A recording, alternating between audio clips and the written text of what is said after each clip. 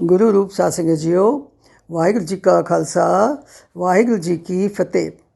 ਅੱਜ मैं आप जी के सामने अपने सुनहरी इतिहास का एक होर पन्ना खोल के ते आप जी के नाल एक इतिहासिक विचार साझे करन जा रही हाँ। एकाग्रता बख्शो जी, ते एकाग्रता बख्शो और इतिहासिक विचारों को ध्यान नाल सुनना, ग्रहण करना और फिर अगे दसना, ये बहुत ज़रूरी होता है। सो मैं अपनी गल शुरू करने तो पहले एक बेनती करना चाहांगी कि संसार भर विच एक दिन विच करोड़ां वारी, मैं दोबारा कह रही हाँ, करोड़ां वारी अरदास की जाती है अपने पर्सनल लैवल पर, नितनेम तो बाद, रहरास साहब तो बाद, गुरुद्वारा साहब विच आसा दी वार तो बाद, शाम के दीवान तो बाद, किसी भी समागम तो बाद, कोई कीर्तन दरबार, कथा दरबार, उस तो बाद अरदास की जाती है। और अरदास दे विच असी कुछ ऐसे व्यक्तियों को याद करते हैं जिन्हां दे काम आम दुनिया नालों बिल्कुल वखरे सन, और असी हर रोज़ उन्हां दी किरत कमाई नूं याद करके ते उन्हां नूं नमस्कार करते हैं। और सब नूं याद है कि असी अरदास विच की कहने आ, जिन्हां ਸਿੰਘਾਂ ਸਿੰਘਣੀਆਂ ने धर्म हेत शीस दिते, बंद बंद कटवाए, खोपरियां उतरवाइयां, चरखड़ियां ते चढ़े, आरियां नाल चराए गए, तिन्हां गुरुद्वारियां दी सेवा लई कुर्बानियां कीतियां, तिन्हां दी पवित्र कमाई का ध्यान करके खालसा जी साहब बोलो जी वाहिगुरू, जिहड़ा असीं कहने आ बोलो जी वाहिगुरू, ये एक तरह नाल उन्हां दी कमाई नूं, उन्हां दे जो अच्छे काम उन्होंने कीते ने उस नूं असीं नमस्कार करते हैं। हुण इस दे विच एक पैरे विच कितने सारियां साखियां, कितनियां सारियां घटनावां का जिक्र किया गया है। जिन्हां ਸਿੰਘਾਂ ਸਿੰਘਣੀਆਂ ने धर्म हेत शीस दिते, कोई अंत नहीं है, कोई गिनती नहीं है, इस वास्ते इकट्ठा ही लिख दिता, ਸਿੰਘਾਂ ਸਿੰਘਣੀਆਂ ने धर्म हेत शीस दिते। सो धर्म हेत शीस देने वाले ਸਿੰਘ ते ਸਿੰਘਣੀਆਂ की कोई गिनती नहीं की जा सकती। उस तो बाद बंद बंद कटवाए, जो बंद बंद कटवाए की गल होंदी है तो एकदम साढ़े सामने कौन आ जाता है, भाई मनी सिंह जी। बंद बंद कटवाए, खोपरियां उतरवाइयां, खोपरी किसने उतरवाई सी, भाई तारू सिंह जी ने। चरखड़ियां ते चढ़े, जिन्हां की गल असीं पिछे कुछ दिन पहले कर चुके हैं, भाई सुबेग सिंह ते शहबाज सिंह जी। आरे नाल चलाए गए, भाई मतीदास जी। उबलती देग विच उबारे गए, भाई दयाला जी।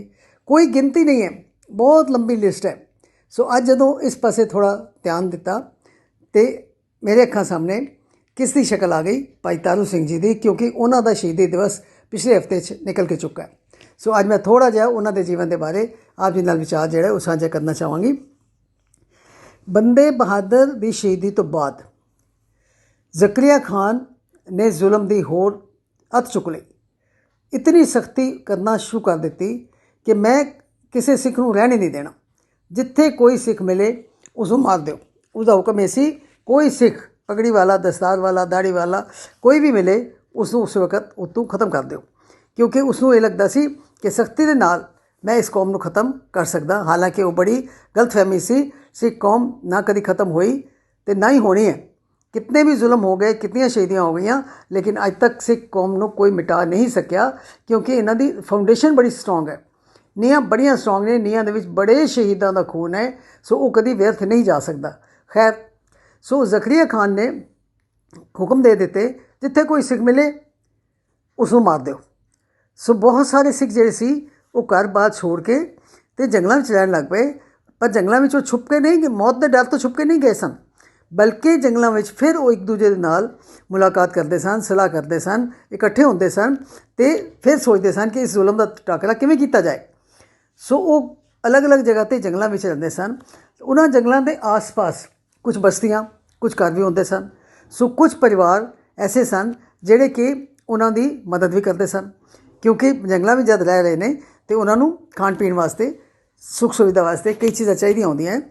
सो आस पास वाले जिहड़े घरां वाले सन, पिंडां वाले, शहरां वाले, वो उन्हां दी मदद करते सन, पर चोरी चोरी रात के समय जाके उन्होंने लंगर दे आना, उन्होंने होर बाकी सारियां उन्हां दियां लोड़ां जिहड़ियां सन वो पूरियां करनियां। सो इहो जिहा एक परिवार ही रहिंदा सी पिंड पूला, अमृतसर के कोल। ते उस परिवार दे विच कौन सी, उस परिवार विच भाई तारू सिंह, उसकी एक भैन ते उहदे माता जी, ये तीन बंदे उत्थे रहिंदे सन। भाई तारू सिंह जी के पिता जी जवानी की उम्र विच किसी मुक्तसर के धर्म युद्ध विच शहीदी प्राप्त कर गए सन, तो उस वक्त बड़ी छोटी उम्र सी भाई तारू सिंह की। सो भाई तारू सिंह जो ही वड्डा होया तो उसने अपनी खेतीबाड़ी संभाली, खेत सन उन्होंने, खेतीबाड़ी करते सन, लेकिन अंदर सिक्खी जिहड़ी सी वो खून दे विच खून ਦੇ ਕਰ ਚੁੱਕੀ ਸੀ। ਸਿੱਖੀ ਖੂਨ 'ਚੋਂ ਨਹੀਂ ਨਿਕਲੀ ਸੀ, ਕਿਉਂਕਿ ਮਾਤਾ ਜੀ ਦਾ ਵੀ ਅਤੇ ਭੈਣ ਜੀ ਦਾ ਵੀ ਬੜਾ ਹੱਥ ਸੀ ਤਾਰੂ ਸਿੰਘ ਨੂੰ ਪਰਿਪੱਕ ਕਰਨ ਵਾਸਤੇ। ਸੋ ਉਹ ਸਾਰਾ ਪਰਿਵਾਰ ਹੀ ਬੜੀ ਸ਼ਰਧਾ ਭਾਵਨਾ ਵਾਲਾ ਸੀ। ਸੋ ਉਹ ਕੀ ਕਰਦੇ ਕਿ ਉਹ ਲੰਗਰ ਬਣਾਉਂਦੇ ਸਿੰਘਾਂ ਦੇ ਵਾਸਤੇ, ਅਤੇ ਤਾਰੂ ਸਿੰਘ ਰਾਤ ਦੇ ਸਮੇਂ ਹਨੇਰੇ ਵਿੱਚ ਜਾ ਕੇ ਜੰਗਲਾਂ ਵਿੱਚ ਉਹਨਾਂ ਨੂੰ ਲੰਗਰ ਪਹੁੰਚਾ ਕੇ ਆਉਂਦਾ, ਉਹਨਾਂ ਨੂੰ ਲੰਗਰ ਛਕਾ ਕੇ ਆਉਂਦਾ। ਵੈਸੇ ਵੀ ਭਾਈ ਤਾਰੂ ਸਿੰਘ ਦਾ ਸੁਭਾਅ ਬਹੁਤ ਮਿੱਠ ਬੋਲੜਾ ਸੀ। ਪਿੰਡ ਵਿੱਚ ਵੀ ਸਾਰੇ ਬਹੁਤ ਉਸਨੂੰ ਪਿਆਰ ਕਰਦੇ ਸਨ ਕਿ ਕਿਸੇ ਦੇ ਵੀ ਕੰਮ ਆਉਣ ਵਾਸਤੇ ਹਮੇਸ਼ਾ ਉਹ ਤਿਆਰ ਰਹਿੰਦਾ ਸੀ। ਕਿਸੇ ਨੂੰ ਕੋਈ ਪ੍ਰੋਬਲਮ ਹੋਏ ਤਾਂ ਕਹਿੰਦੇ ਸਨ ਭਾਈ ਤਾਰੂ ਸਿੰਘ ਕੋਲ ਚਲੇ ਜਾਓ, ਉਹ ਤੁਹਾਡੀ ਕੁਛ ਨਾ ਕੁਛ ਮਦਦ ਕਰੇਗਾ। ਇੱਕ ਦਿਨ ਕੀ ਹੋਇਆ ਕਿ ਸ਼ਾਮ ਦੇ ਟਾਈਮ ਇੱਕ ਮੁਸਲਮਾਨ ਆ ਗਿਆ ਭਾਈ ਤਾਰੂ ਸਿੰਘ ਦੇ ਘਰ, ਅਤੇ ਆ ਕੇ ਰੋਣ ਲੱਗ ਪਿਆ। ਰੋਈ ਜਾਏ ਚੁੱਪ ਹੀ ਨਾ ਕਰੇ। ਬੜੀ ਮੁਸ਼ਕਿਲ ਨਾਲ ਭਾਈ ਤਾਰੂ ਸਿੰਘ ਨੇ ਪੁੱਛਿਆ ਵੀ ਤੁਸੀਂ ਆਪਣੀ ਦੱਸੋ ਕੀ ਤਕਲੀਫ ਹੈ, ਕੀ ਲੋੜ ਹੈ, ਜਿੰਨੀ ਹੋ ਸਕੇਗੀ ਤਾਂ ਅਸੀਂ ਤੁਹਾਡੀ ਤਕਲੀਫ ਨੂੰ ਦੂਰ ਕਰਾਂਗੇ, ਅਸੀਂ ਤੁਹਾਡੀ ਲੋੜ ਨੂੰ ਪੂਰਾ ਕਰਾਂਗੇ, ਪਰ ਗੱਲ ਤਾਂ ਦੱਸੋ। ਬੜੀ ਮੁਸ਼ਕਿਲ ਨਾਲ ਉਸਦਾ ਰੋਣਾ ਰੁਕਿਆ ਅਤੇ ਉਸਨੇ ਕਿਹਾ ਕਿ ਪੱਟੀ ਦਾ ਫੌਜਦਾਰ, ਪੱਟੀ ਦਾ ਇਲਾਕਾ ਨੇੜੇ ਹੀ ਪੈਂਦਾ ਉੱਥੇ, ਪੱਟੀ ਦਾ ਫੌਜਦਾਰ ਮੇਰੀ ਜਵਾਨ ਬੇਟੀ ਨੂੰ ਚੁੱਕ ਕੇ ਲੈ ਗਿਆ ਔਰ ਉਸ ਨੂੰ ਕੋਈ ਬਚਾ ਨਹੀਂ ਸਕਦਾ। ਮੈਨੂੰ ਆਮ ਸਭ ਬੰਦਿਆਂ ਨੇ ਕਿਹਾ, ਉਹ ਬੰਦਾ ਮੁਸਲਮਾਨ ਸੀ, ਕਿ ਮੈਨੂੰ ਬਾਕੀ ਲੋਕਾਂ ਨੇ ਕਿਹਾ ਕਿ ਕੋਈ ਸਿੱਖ ਇਸ ਨੂੰ ਬਚਾਏਗਾ, ਹੋਰ ਕੋਈ ਉਸ ਨੂੰ ਬਚਾ ਨਹੀਂ ਸਕਦਾ, ਇਸ ਕਰਕੇ ਮੈਂ ਤੁਹਾਡੇ ਦੁਆਰੇ 'ਤੇ ਆਇਆ ਅਤੇ ਮੇਰੀ ਕੁਛ ਮਦਦ ਕਰੋ, ਮੇਰੀ ਬੱਚੇ ਨੂੰ ਕਿਸੇ ਤਰੀਕੇ ਉਸ ਪੱਟੀ ਦੇ ਫੌਜਦਾਰ ਤੋਂ ਬਚਾਓ। ਹੁਣ ਭਾਈ ਤਾਰੂ ਸਿੰਘ ਜੀ ਦਾ ਖੂਨ ਉਬਲ ਗਿਆ ਕਿ ਸਾਡੇ ਰਹਿੰਦੇ ਹੋਏ ਇਸ ਇਲਾਕੇ 'ਚ ਇਤਨੇ ਜ਼ੁਲਮ ਹੋ ਰਹੇ ਨੇ ਅਤੇ ਅਸੀਂ ਚੁੱਪ ਕਰਕੇ ਤਾਂ ਨਹੀਂ ਬੈਠ ਸਕਦੇ, ਅਸੀਂ ਇਸ ਦਾ ਕੁਛ ਨਾ ਕੁਛ ਇਲਾਜ ਕਰਾਂਗੇ। ਸੋ ਉਸ ਦਿਨ ਰਾਤ ਨੂੰ ਜਦੋਂ ਲੰਗਰ ਦੇਣ ਵਾਸਤੇ ਜੰਗਲ ਵਿੱਚ ਗਏ ਅਤੇ ਉੱਥੇ ਬਹੁਤ ਸਾਰੇ ਸਿੱਖ ਇਕੱਠੇ ਸਨ, ਬਹੁਤ ਸਾਰੇ ਸਿੰਘ ਅੰਮ੍ਰਿਤਧਾਰੀ ਸਿੰਘ ਸਨ, ਆਪਣੇ ਘੋੜਿਆਂ 'ਤੇ ਔਰ ਜੰਗਲਾਂ 'ਚ ਹੀ ਰਹਿੰਦੇ ਸਨ। ਸੋ ਉਹਨਾਂ ਦੇ ਅੱਗੇ ਜਦੋਂ ਭਾਈ ਤਾਰੂ ਸਿੰਘ ਨੇ ਉਸ ਮੁਸਲਮਾਨ ਦੀ ਆਪ ਬੀਤੀ ਸੁਣਾਈ ਅਤੇ ਉਹਨਾਂ ਨੂੰ ਵੀ ਬਹੁਤ ਇੱਕਦਮ ਗੁੱਸਾ ਚੜ੍ਹ ਗਿਆ। ਉਹਨਾਂ ਨੇ ਕਿਹਾ ਹੁਣੇ ਚਲੋ। ਉਸੇ ਵਕਤ ਕੁਝ ਸਿੰਘ ਇਕੱਠੇ ਹੋ ਕੇ ਗਏ, ਉਹਨਾਂ ਨੇ ਜਾ ਕੇ ਹਮਲਾ ਬੋਲਿਆ ਅਤੇ ਉਸ ਪੱਟੀ ਦੇ ਫੌਜਦਾਰ ਨੂੰ ਮਾਰ ਕੇ ਅਤੇ ਉਸ ਜਵਾਨ ਲੜਕੀ ਨੂੰ ਉੱਥੋਂ ਬਚਾ ਕੇ ਲੈ ਆਏ ਔਰ ਲਿਆ ਕੇ ਤਾਰੂ ਸਿੰਘ ਦੇ ਹਵਾਲੇ ਕੀਤਾ। ਅਤੇ ਤਾਰੂ ਸਿੰਘ ਨੇ ਉਹਨਾਂ ਦੇ ਘਰ ਹੀ ਜਿਹੜਾ ਮੁਸਲਮਾਨ ਬੈਠਾ ਸੀ, ਉਸ ਬੱਚੀ ਦਾ ਬਾਪ, ਉਸ ਦੇ ਹਵਾਲੇ ਕਰਕੇ ਅਤੇ ਸੁੱਖ ਦਾ ਸਾਹ ਲਿਆ ਕਿ ਇਸ ਬੱਚੀ ਹੁਣ ਜਿਹੜੀ ਵਾਪਸ ਸਹੀ ਸਲਾਮਤ ਆ ਗਈ। ਹੁਣ ਉੱਧਰ ਤੇ ਪੱਟੀ ਦੇ ਫੌਜਦਾਰ ਦਾ ਖੂਨ ਹੋ ਗਿਆ ਔਰ ਸ਼ਿਕਾਇਤਾਂ ਜਿਹੜੀਆਂ ਸਨ ਉਹ ਭਾਈ ਉਸ ਨੂੰ ਜ਼ਕਰੀਆ ਖਾਨ ਨੂੰ ਪਹੁੰਚ ਹੀ ਰਹੀਆਂ ਸਨ। ਜ਼ਕਰੀਆ ਖਾਨ ਪਹਿਲੇ ਹੀ ਬੜੇ ਗੁੱਸੇ ਵਿੱਚ ਸੀ। ਉਸਨੇ ਇੱਕ ਐਲਾਨ ਕਰ ਦਿੱਤਾ ਕਿ ਸਿੱਖਾਂ ਨੂੰ ਤਾਂ ਮਾਰਨਾ ਹੀ ਹੈ, ਪਰ ਸਿੱਖਾਂ ਦੇ ਬਾਰੇ ਕੋਈ ਖਬਰ ਦੇਗਾ ਜਾਂ ਕੋਈ ਉਹਨਾਂ ਦੀ ਮਦਦ ਕਰਦਾ ਹੋਇਆ ਪਕੜਿਆ ਜਾਏਗਾ, ਉਸ ਨੂੰ ਵੀ ਮਾਰ ਦਿੱਤਾ ਜਾਏਗਾ, ਔਰ ਜਿਹੜਾ ਉਹਨਾਂ ਦੇ ਬਾਰੇ ਸਾਨੂੰ ਖਬਰ ਦੇਗਾ ਉਸ ਨੂੰ ਇਨਾਮ ਦਿੱਤਾ ਜਾਏਗਾ। ਹੁਣ ਕੀ ਹੋਇਆ ਕਿ ਜੰਡਿਆਲੇ ਦੇ ਵਿੱਚ ਇੱਕ ਬੰਦਾ ਰਹਿੰਦਾ ਸੀ, ਉਸ ਦਾ ਨਾਮ ਸੀ ਹਰਭਗਤ ਨਿਰੰਜਨੀਆ। ਉਸ ਨੂੰ ਲਾਲਚ ਆ ਗਿਆ। ਉਹ ਭਾਈ ਤਾਰੂ ਸਿੰਘ ਨੂੰ ਬਹੁਤ ਅੱਛੀ ਤਰ੍ਹਾਂ ਸੇ ਜਾਣਦਾ ਸੀ ਔਰ ਭਾਈ ਤਾਰੂ ਸਿੰਘ ਦੇ ਕੰਮਾਂ ਦਾ ਵੀ ਉਸਨੂੰ ਪਤਾ ਸੀ ਕਿ ਇੱਕ ਸਿੱਖਾਂ ਦੀ ਮਦਦ ਕਰਦੇ ਨੇ, ਉਹਨਾਂ ਨੂੰ ਲੰਗਰ ਛਕਾਉਂਦੇ ਨੇ। ਹੁਣ ਪੈਸੇ ਦੇ ਲਾਲਚ 'ਚ ਆ ਕੇ, ਇਨਾਮ ਦੇ ਲਾਲਚ 'ਚ ਆ ਕੇ ਉਸਨੇ ਜ਼ਕਰੀਆ ਖਾਨ ਦੇ ਕੋਲ ਜਾ ਕੇ ਸ਼ਿਕਾਇਤ ਕੀਤੀ ਔਰ ਨਾਲ 4 ਗੱਲਾਂ ਆਪਣੇ ਕੋਲੋਂ ਹੋਰ ਵੀ ਲਾ ਲਈਆਂ। ਸ਼ਿਕਾਇਤ ਵੀ ਕੀਤੀ ਔਰ 2 ਵੱਡੇ ਇਲਜ਼ਾਮ ਜਿਹੜੇ ਭਾਈ ਤਾਰੂ ਸਿੰਘ 'ਤੇ ਲਗਾਏ ਉਹ ਇਹ ਸੀ ਕਿ ਇੱਕ ਤਾਂ ਇਹ ਸਿੱਖਾਂ ਦੀ ਮਦਦ ਕਰਦਾ ਹੈ, ਇਹ ਰਾਤੀ ਜਾ ਕੇ ਜੰਗਲਾਂ ਵਿੱਚ ਸਿੱਖਾਂ ਨੂੰ ਲੰਗਰ ਛਕਾਉਂਦਾ ਹੈ। ਦੂਸਰੀ ਗੱਲ ਕਿ ਇਸ ਦੇ ਕਹਿਣ 'ਤੇ ਹੀ ਸਿੱਖਾਂ ਨੇ ਜਾ ਕੇ ਪੱਟੀ ਦੇ ਫੌਜਦਾਰ ਨੂੰ ਮਾਰਿਆ, ਉਹਦਾ ਕਤਲ ਕਰਵਾਇਆ। ਸੋ ਕਤਲ ਕਰਾਉਣ ਦੇ ਹੱਥ ਵਿੱਚ ਵੀ ਭਾਈ ਤਾਰੂ ਸਿੰਘ ਦਾ ਹੱਥ ਹੈ। ਸੋ ਉਸ ਵਕਤ ਇਹ 2 ਸ਼ਿਕਾਇਤਾਂ ਲੈ ਕੇ ਅਤੇ ਜ਼ਕਰੀਆ ਖਾਨ ਨੂੰ ਤਾਂ ਚੜ੍ਹ ਗਿਆ ਗੁੱਸਾ। ਉਸ ਜਗ੍ਹਾ ਫੌਰਨ ਪਕੜ ਕੇ ਲਿਆਓ, ਕਿੱਥੇ ਹੈ ਭਾਈ ਤਾਰੂ ਸਿੰਘ ਨੂੰ ਪਕੜ ਕੇ ਲਿਆਂਦਾ ਜਾਏ। ਜਦੋਂ ਲੈ ਕੇ ਆਏ, ਲੈਣ ਵਾਸਤੇ ਆਏ ਪਿੰਡ ਵਿੱਚ, ਪਿੰਡ ਵਾਲੇ ਹੈਰਾਨ ਹੋ ਗਏ ਔਰ ਪਿੰਡ ਵਾਲੇ ਸਾਰੇ ਇਕੱਠੇ ਹੋ ਗਏ ਔਰ ਉਹ ਕਹਿਣ ਲੱਗੇ ਇਤਨਾ ਭਲਾ ਬੱਚਾ ਹੈ, ਇਤਨਾ ਅੱਛਾ ਹੈ, ਇਸ ਨੂੰ ਉੱਤੇ ਪਕੜ ਕੇ ਨਹੀਂ ਲੈ ਜਾਣਾ ਚਾਹੀਦਾ, ਇਸ ਦੀ ਕੋਈ ਗਲਤੀ ਨਹੀਂ ਹੈ। ਲੇਕਿਨ ਕਿਉਂਕਿ ਰਾਜ ਤੇ ਉਦੋਂ ਹੀ ਸੀ, ਜ਼ਕਰੀਆ ਖਾਨ ਦਾ ਹੁਕਮ ਤਾਂ ਉਦੋਂ ਹੀ ਚੱਲਣਾ ਸੀ ਨਾ। ਸੋ ਉਹਨਾਂ ਨੇ ਬੜੀ ਮੁਸ਼ਕਿਲ ਦੇ ਨਾਲ, ਉਹ ਤਾਂ ਸਾਰੇ ਪਰਿਵਾਰ ਨੂੰ ਲੈ ਕੇ ਜਾਂਦੇ ਸਨ, ਸੋ ਬੜੀ ਮੁਸ਼ਕਿਲ ਨਾਲ ਉਹਨਾਂ ਨੇ ਭਾਈ ਤਾਰੂ ਸਿੰਘ ਦੀ ਮਾਂ ਅਤੇ ਭੈਣ ਨੂੰ ਪਿੰਡ ਵਾਲਿਆਂ ਨੇ ਬਚਾ ਲਿਆ। ਉਹਨਾਂ ਨੇ ਕਿਹਾ ਇਹਨਾਂ ਨੂੰ ਅਸੀਂ ਜਾਣ ਨਹੀਂ ਦੇਣਾ, ਅਤੇ ਭਾਈ ਤਾਰੂ ਸਿੰਘ ਨੂੰ ਪਕੜ ਕੇ ਉਹ ਲੈ ਗਏ ਜ਼ਕਰੀਆ ਖਾਨ ਦੇ ਦਰਬਾਰ ਵਿੱਚ। ਉਹਨਾਂ ਨੂੰ ਪਕੜ ਕੇ ਲੈ ਜਾਂਦਾ ਗਿਆ ਅਤੇ ਜਾਂਦਿਆਂ ਹੀ ਜ਼ਕਰੀਆ ਖਾਨ ਨੇ ਉਹੀ 2 ਦੋਸ਼ ਲਗਾਏ ਅਤੇ ਉਹਨਾਂ ਦੇ ਬਾਰੇ ਪੁੱਛਿਆ, ਕਿਉਂ ਭਾਈ ਤੂੰ ਜੰਗਲਾਂ ਵਿੱਚ ਜਾ ਕੇ ਸਿੱਖਾਂ ਦੀ ਮਦਦ ਕਰਦਾ ਹੈ, ਤੂੰ ਉਹਨਾਂ ਨੂੰ ਲੰਗਰ ਛਕਾਉਂਦਾ ਹੈ? ਭਾਈ ਤਾਰੂ ਸਿੰਘ ਬਿਲਕੁਲ ਡਰਿਆ ਨਹੀਂ, ਘਬਰਾਇਆ ਨਹੀਂ, ਮੁੱਕਰਿਆ ਵੀ ਨਹੀਂ। ਕਿ ਹਾਂਜੀ ਮੈਂ ਲੰਗਰ ਛਕਾਉਣਾ, ਕਿਉਂਕਿ ਲੋੜਵੰਦ ਦੀ ਸੇਵਾ ਕਰਨੀ ਸਾਡਾ ਫਰਜ਼ ਹੈ, ਸਾਡਾ ਧਰਮ ਹੈ, ਅਤੇ ਮੈਂ ਤਾਂ ਆਪਣੇ ਧਰਮ ਦਾ ਪਾਲਨ ਕਰ ਰਿਹਾ। ਦੂਸਰਾ ਦੋਸ਼ ਉਸਨੇ ਲਗਾਇਆ ਕਿ ਤੂੰ ਪੱਟੀ ਦੇ ਫੌਜਦਾਰ ਦਾ ਕਤਲ ਕਰਾਇਆ। ਉਹਨੇ ਕਿਹਾ ਜੀ ਮੈਂ ਕਤਲ ਨਹੀਂ ਕਰਾਇਆ, ਨਾ ਉਸ ਨੂੰ ਮਾਰਨ ਦੀ ਕੋਈ ਸਾਡੀ ਮਨਸ਼ਾ ਸੀ, ਪਰ ਕਿਉਂਕਿ ਜੇ ਉਹ ਸਿੱਧੇ ਤਰੀਕੇ ਨਾਲ ਉਸ ਬੱਚੇ ਨੂੰ ਛੱਡ ਦਿੰਦਾ ਤੇ ਉਸ ਨੂੰ ਮਾਰਨ ਦਾ ਕੋਈ ਮਤਲਬ ਹੀ ਨਹੀਂ ਸੀ। ਲੇਕਿਨ ਕਿਉਂਕਿ ਉਹ ਨਹੀਂ ਛੱਡਣਾ ਚਾਹੁੰਦਾ ਸੀ ਤੇ ਸਿੰਘਾਂ ਦੇ ਵਾਸਤੇ ਬੱਚੀ ਦੀ ਇੱਜ਼ਤ ਬਚਾਉਣੀ ਜ਼ਿਆਦਾ ਜ਼ਰੂਰੀ ਸੀ।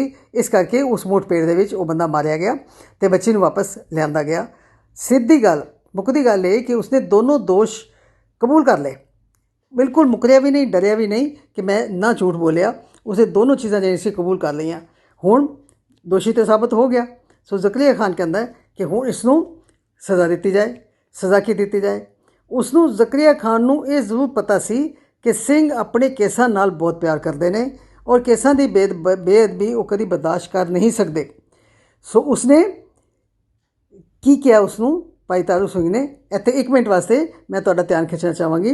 ਬੰਗਾਲ ਦੇ ਬਹੁਤ ਵੱਡੇ ਕਵੀ ਹੋਏ ਨੇ ਰਵਿੰਦਰਨਾਥ ਟੈਗੋਰ, ਜਿਸ ਨੂੰ ਕਿ ਲੋਕ ਗੁਰੂ ਕਰਕੇ ਪੂਜਦੇ ਸਨ। ਉਹ ਸਿੱਖ ਧਰਮ ਤੋਂ ਬਹੁਤ ਪ੍ਰਭਾਵਿਤ ਸਨ। ਉਹਨਾਂ ਨੇ ਬਹੁਤ ਸਾਰਾ ਲਿਟਰੇਚਰ ਸਿੱਖਾਂ ਦੇ ਬਾਰੇ ਵੀ ਲਿਖਿਆ ਹੈ, ਆਰਤੀ ਦੇ ਬਾਰੇ ਲਿਖਿਆ ਹੈ, ਗੁਰਬਾਣੀ ਦੇ ਬਾਰੇ ਲਿਖਿਆ। ਉਹਨਾਂ ਨੇ ਭਾਈ ਤਾਰੂ ਸਿੰਘ ਦੇ ਬਾਰੇ ਵੀ ਇੱਕ ਕਵਿਤਾ ਲਿਖੀ, ਭਾਵੇਂ ਉਹ ਕਵਿਤਾ ਬੰਗਾਲੀ 'ਚ ਹੈ, ਪਰ ਮੈਂ ਥੋੜ੍ਹੀ ਜਿਹੀ ਉਸਦੀ ਜ਼ਰੂਰ ਮੈਂ ਰੈਫਰੈਂਸ ਤੋਂ ਦੇਣਾ ਚਾਹਾਂਗੀ ਕਿ ਜਦੋਂ ਭਾਈ ਤਾਰੂ ਸਿੰਘ ਜ਼ਕਰੀਆ ਖਾਨ ਦੇ ਸਾਹਮਣੇ ਪੇਸ਼ ਹੋਇਆ, उसकी पगड़ी उतारी गई। उसके जवान सी, खूबसूरत सी, बहुत लंबे काले केस सन। उसनूं देख के ते ज़करिया खान ने कहता तेरी परी जवानी के उत्ते मैनू तरस आंदा है। वर्ड्स वो नहीं ने, ये मैं तुहानूं पंजाबी च उसका सिर्फ साथ दस रही हाँ। वो कविता जिहड़ी बंगाली विच है। खैर वो कहता कि तेरी परी जवानी ते मैनू रहम आ गया तो मैं तैनूं बख्श सकना, तेरी जान बख्श सकना, पर तेरे इन्ने लंबे सोहने वाल ये कट के मैनू दे दे, यह तोहफा तू मैनू दे दे, ये बदले मैं तेरी जान बख्श देंगा। भाई तारू सिंह नूं गुस्सा चढ़ गया। उसने कहा मेरी सिख की पहचान केसां नाल है तो तू मेरे केसां ते हमला करेगा? तो उसने जवाब की दिता उस कविता विच ही। कविता विच उसने की जवाब दिता कि बादशाह तू की करेगा याद, किसी सिख को कुछ मंगया सी, तू कहना केस दे दे, मैं केस कल्ले नहीं देंगा, उसदे नाल अपना सिर भी तैनूं दे देंगा। सो इस कविता नूं पढ़ के कि जिथों पढ़ी सी उत पढ़ के मैनूं ध्यान आया कि देखो उसका कितनी अपने केसां नाल प्यार सी और वो कभी बर्दाश्त नहीं कर सकता सी कि मेरे केस कट के उसनूं दिते जाण। हुण ये जवाब सुन के जरूरी गल है कि ज़करिया खान नूं होर गुस्सा कि मैं कह रहा कि तू अपने वाल दे दे मैनूं, तो कहता वाल नहीं देंगा, मैं सिर भी दे देंगा, तो चलो इहदा सिर उतारो, खोपड़ी उतार दो। क्योंकि भाई तारू सिंह ने यह भी कहा सी कि मेरे केस की बेदबी दुनिया ते कोई कर नहीं सकता, जे तू एक बारी कर भी लेगा तो केस होर महाराज की कृपा नाल केस दोबारा फिर उग जाएंगे, फिर दोबारा मेरे केस जिहड़े सी उस तरह ही सोहने हो जाएंगे। सो उसने ज़करिया खान ने कहा कि फिर केसां की बजाय खोपड़ी ही उतार दी जाए ताकि सोर्स सिक्का केसां के उगन का सोर्स ही खत्म हो जाए। सो उसने मोची कोलों रंबी मंगवाई, मोची नूं बुलवाया तो कहा कि इसकी सिर की खोपड़ी उतार दी जाए ताकि केस भी हट जान और केसां के पैदा होने का सोर्स खोपड़ी के विच जिहड़ियां जड़ां ने वो भी सारियां खत्म हो जान। खैर ज्यों ज्यों पर तारू सिंह ने बिल्कुल विरोध नहीं किया। उसने कहा ठीक है लेकिन मैं केस किसी हालत नहीं कटावांगा, तुसीं जो मर्जी करो, मेरी जान लै लो भावें। खैर उस मुची नूं लगाया गया तो रंबी दे नाल ज्यों ज्यों उसकी खोपड़ी नूं उतारिया जाता, सोचो रोंगटे खड़े हो जाते ये सोच के कि किस तरीके नाल रंबी जिहदे नाल जुत्तियां गंढदे ने मोची, उस रंबी दे नाल उसकी खोपड़ी नूं उतारिया जा रहा है। सारा शरीर खूनों खून हो रहा है, खून के फुहारे निकल रहे हैं तो भाई तारू सिंह जी जपजी साहब का पाठ कर रहे हैं। क्या कमाल की गल है, वो जपजी साहब का पाठ करी जा रहे हैं, मोची खोपड़ी उतारी जा रहे हैं। लेकिन कुदरत का करिश्मा ऐसा वापरिया ज्यों ज्यों उसकी खोपड़ी भाई तारू सिंह की खोपड़ी उतरती गई तो त्यों त्यों ज़करिया खान का पेशाब बंद हो गया। हुण पेशाब बिल्कुल बंद हो गया और उस दे नाल की सी इतनी ज़बरदस्त दर्द, पेट अफरना शुरू हो गया, इतनी ज़बरदस्त दर्द बर्दाश्त तो बाहर, चीकां मारे, पेट की दर्द जो वो ठीक ही नहीं हो रहा क्योंकि जब पेशाब आएगा तो तां ही उसनूं रिलीफ मिलेगा। ये सब नूं पता है कि जो रुक जाए तो फिर की हालत होती है। सो उसका बंद हो गया तो फिर विच ही दरबार दे विच कई ऐसे मुसलमान भी ऐसे बैठे होंदे सन जिहड़े रब दे डर वाले। उन्होंने ये कहा कि ये तू पाप कर रहा है, ये पाप तू कीता ना, इहदा फल तैनूं मिलिया, इस ये जी खोपड़ी उतारी गई है इसके करके इसका फल तैनूं मिलिया और तेरा ये कोलों माफ़ी मंगो, इसके कोल माफ़ी मंगो तो तां ही तेरी तकलीफ जी ठीक हो जाएगी, तेरी ठीक होएगी तकलीफ। लेकिन माफ़ी तो खैर की मंगनी सी तो किसी होर ने सजेस्ट करता कि इस दियां जुत्तियां, इस तारू सिंह दियां जुत्तियां लिया के तो इसके ज़करिया खान के सिर च मारो, जोर जोर दी जो मारोगे तो इसनूं कुछ रिलीफ मिलेगा। वही गल ठीक सी। भाई तारू सिंह दी जुत्ती लियांदी गई। जुत्ती लिया के वो ज्यों-ज्यों ਉਹਦੇ ਸਿਰ 'ਚ ਮਾਰਦੇ ਸਨ ਤੇ ਉਸ ਦਾ ਪਿਸ਼ਾਬ ਨਿਕਲਦਾ ਸੀ ਤੇ ਉਸ ਨੂੰ ਚੈਨ ਮਿਲ ਜਾਂਦਾ ਸੀ। ਕੁਝ ਘੰਟੇ ਵਾਸਤੇ ਮਿਲ ਜਾਂਦਾ ਸੀ, ਫਿਰ ਦੁਬਾਰਾ ਪੇਟ ਆਫਰ ਜਾਂਦਾ ਸੀ।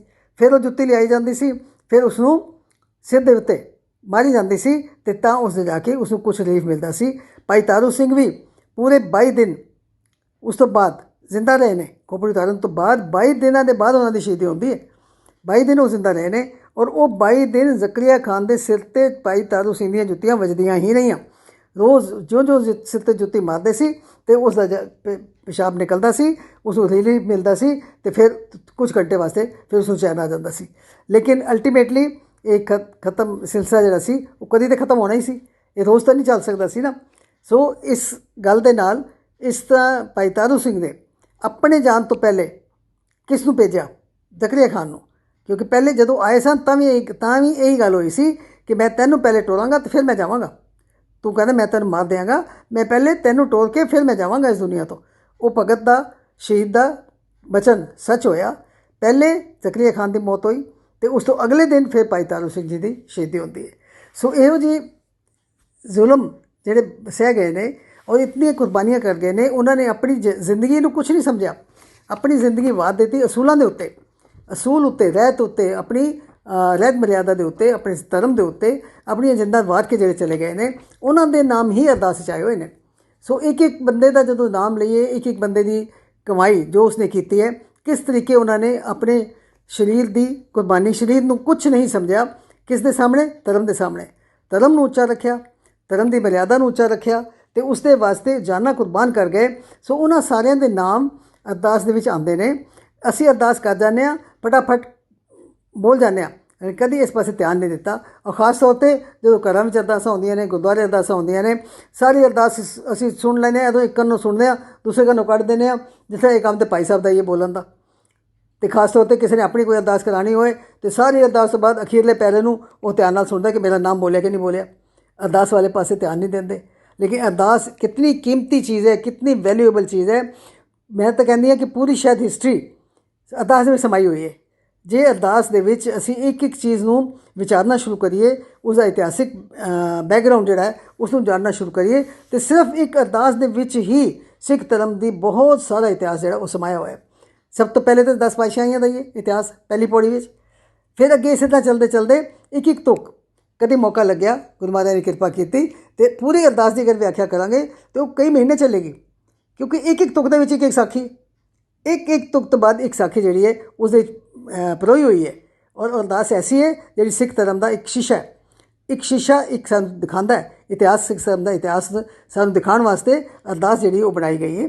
ਸੋ ਇਸ ਅਰਦਾਸ ਦੀ ਵਿਆਖਿਆ ਕਰਨਾ, ਇਸ ਦੇ ਵਿਚਾਰ ਕਰਨਾ ਮੇਰੇ ਵਰਗੇ ਤੁਛ ਬੰਦੇ ਦਾ ਤਾਂ ਕੁਛ ਪਾਇਆ ਨਹੀਂ ਹੈ, ਮੇਰੀ ਕੋਈ ਹਿੰਮਤ ਨਹੀਂ ਹੈ। ਲੇਕਿਨ ਫਿਰ ਵੀ ਜਿਹੜੀ ਕੋਈ ਸਾਖੀ ਇਸ ਦੇ ਨਾਲ ਸੰਬੰਧਿਤ ਹੋਏਗੀ ਉਹ ਮੈਂ ਜ਼ਰੂਰ ਆਪ ਜੀ ਨਾਲ ਸ਼ੇਅਰ ਕਰਦੀ ਰਹਾਂਗੀ।